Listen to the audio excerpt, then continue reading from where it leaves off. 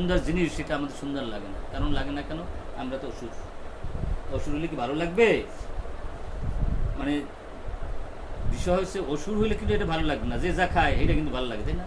যে যায় আসুক, ধূমপান 20 পান 2 দিন পরে মারা যাবে ক্যান্সার হইয়া, এরপরে পলাইগুলো একটা টান দেবে বদভ্যাস যার একটা।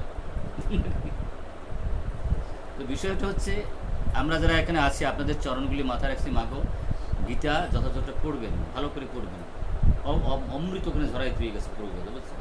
বিশ্ব ব্রহ্মাণ্ডে একটা গীতাই সমস্ত বিচারপতির রায় দিয়ে গেছিল, বুঝছেন? তোমার কর্মান্যব অধিকারস্তে মা পলাশু কাদাচন মা কর্মা এদের মধ্যে সংস্থ কর্ম।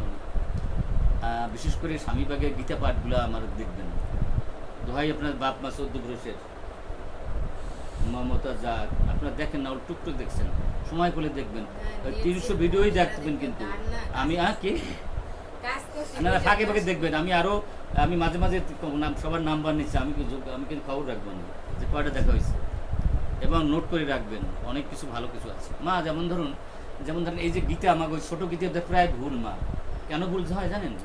এই যে আমরা যারা, আমি এক সময় ভাবতাম কি আমি সারা জীবন ফাইভ ছিলাম, বুঝলেন? ভিতরে অহংকার ছিল।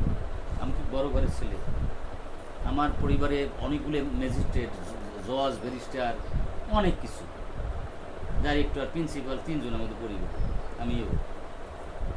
তা মানে অহংকার তো পেটটা বোঝাই গেছিল, বুঝলেন না? আর আপনারা কৃপা করবেন আমরা যেন সারা জীবন